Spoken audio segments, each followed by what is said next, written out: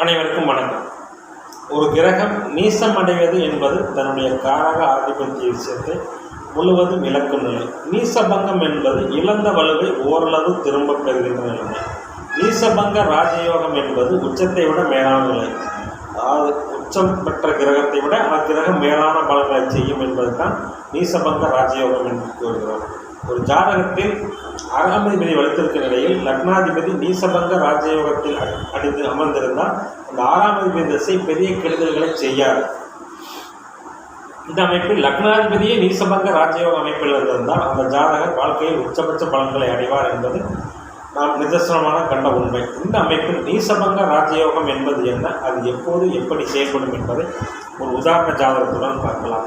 இந்த ஜாதகர் பிறந்தது பார்த்தீங்கன்னா 13/4/1993 5:15 PM அளவில் பிறந்திருக்கார்.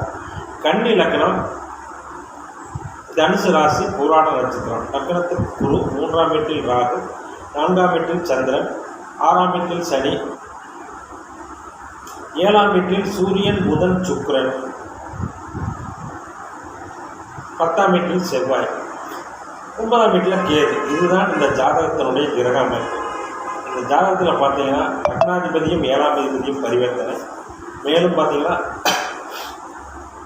6ஆம் அதிபதி அங்கே மூலத்திரிகோண வடிவில் ஆட்சி பெற்றிருக்கிறார். இந்த ஜாதகத்தில் மிக சிறப்பான யோகம். ஒரு ராகு சனியை தவிர எல்லா கிரகங்களும் யோகம் செய்யும் நிலையில் இருப்பதுதான். செவ்வாய் கூட 10ஆம் இடத்தில் திருப்பணமாகி சூரிய கேந்திரத்தில் இருக்கும் சந்திரனின் பார்வையில் மிக அற்புதமாக அமர்ந்திருக்கிறார். சரி, இந்த ஜாதகர் பிறந்தது பார்த்தீங்கன்னா சுக்கிர திசை, அடுத்தது சூரிய திசை, அடுத்தது சந்திர திசை, அடுத்தது செவ்வாய் திசை. அடுத்தடுத்து எந்த விதமான பிரச்சனைகள் இல்லாமல் வாழ்க்கையை நல்ல ஒரு முன்னேற்றமான பாதையில் சென்று கொள்ளும் அமைப்பு. செவ்வாய் இங்கே எப்படி யோகம் செய்யணும், திப்பலம் பலர்கள் இந்த சூரிய கேந்திரத்தில் இருக்கும் தசமி திதி பக்கத்தில் தான் பிறந்திருக்கார்.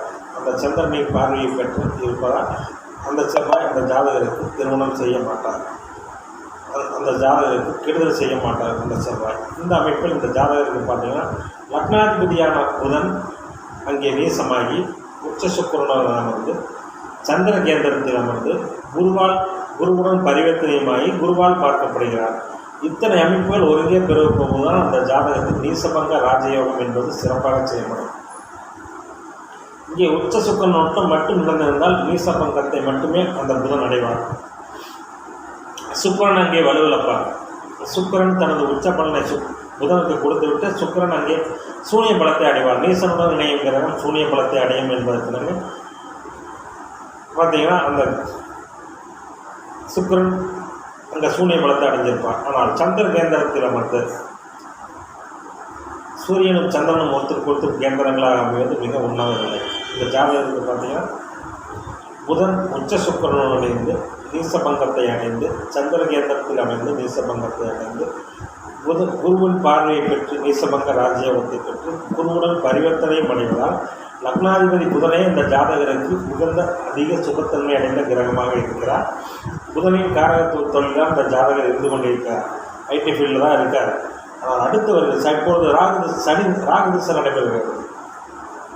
ராகு இந்த ஜாதகருக்கு பெரிய யோக பலன்களை செய்ய மாட்டார். அதே சமயத்தில் பெரிய கெடுபலன்களையும் செய்ய மாட்டார். செவ்வாயின் ஸ்திர வீட்டில் சனியின் பார்வையை பெற்ற இந்த விருச்சிகராக கண்டிப்பாக நல்ல பலன்களை செய்ய மாட்டார். விருச்சிகராக நல்ல பலன்களை செய்யணும்னா ஏதோ ஒரு இயற்கை சுபரோட தொடர், அந்த இயற்கை சுபர் லக்ன சுபராக இருந்து அவரின் தொடர்பை பெற்றால் மட்டுமே அந்த ராகு நல்ல விஷயம். உதாரணமாக சுக்கரனுடைய தொடர்பு இருந்தால் மட்டுமே, குருவனுடைய தொடர்பு சுக்கரனுடைய தொடர்பு இருந்தால் மட்டுமே இந்த ஜாதகருக்கு விருச்சிகராக நல்ல பலன்களை செய்யும். அதே சமயத்தில் பார்த்தீங்கன்னா இந்த ராகு திசை சனி புத்தி இந்த ஜாதகருக்கு நிறைய மன உளைச்சல்களை தருகிறது. அதாவது பொருளாதார ரீதியாக எந்த பிரச்சனையும் தரவில்லை. நிறைய மன உளைச்சல்கள் காரணம் என்ன, 6ஆம் அதிபதி ஆட்சி பெற்றிருக்கிறார். பெரிய உடல்நிலை தொந்தரவோ அந்த மாதிரி வாய்ப்புகளும் ஜாதகத்துக்கு இல்லை. ஏனென்றால் லக்னாதிபதி உச்சபட்ச சுகத்தன்மையில் இருக்கிறார்கள். அந்த மாதிரி வாய்ப்புகள் இல்லை. இங்கே 6ஆம் அதிபதி ஆட்சி பெற்றாலும் லக்னாதிபதி நீசபங்க ராஜயோகத்தில் அமைப்பில் இருக்கிறார். எனவே 6ஆம் அதிபதி தரும் கெடுபலன்களை பெரிய அளவில் ஜாதகரை பாதிக்காது. ஜாதகரும் அதை தாங்கும் நிலையில் தான் இருப்பார். சனி புத்தி முடியும் வரையே அந்த ஜாதகருக்கு மன உளைச்சல் இருக்கும். மற்றபடி லக்னமும் லக்னாதிபதியும் அதிக வலுப்பெற்றதால் இந்த ஜாதகருக்கு எந்த கிரகங்களும் பெரிய கெடுபலன்களை செய்ய அமைப்பில் இல்லை. லக்னமும் லக்னாதிபதி மிகுந்த சுத்தனை அடைந்திருப்பதால் அந்த ஜாதகர் வாழ்வில் ஒரு உன்னத நிலையை அடைவார். தான் சந்திருக்கின்ற ஐடி ஃபீல்டில் பிறகு உச்சபட்ச நிலையை அடைவார் என்பது எந்த விதமான மாற்று கருத்தும் இல்லை. அதே சமயம் தற்பொழுது வந்திருக்கும் ராகு திசை இவருடைய முன்னேற்றத்தை பெரிய அளவில் கொண்டு செல்லாது. அதே சமயத்தில் பெரிய கெடுபல்களையும் செய்யாது. இந்த ஜாதகத்தினுடைய டார்கெட் நீசபங்க ராஜயோகம் எப்படி செய்யப்படும்? அதாவது சந்திர கேந்திரத்தில் அமர்ந்து உச்சனுடன் இணைந்து இன்னொரு சுவரால் பார்க்கப்படுவது அல்லது பரிவர்த்தனை அடைவது, இது போன்ற அமைப்புகளில் நீசம் வேறு, நீசபங்கம் வேறு, நீசபங்க ராஜயோகம் வேறு. இந்த நீசபங்க ராஜயோகத்திற்கு சரியான எடுத்துக்காட்டு இந்த ஜாதகம்.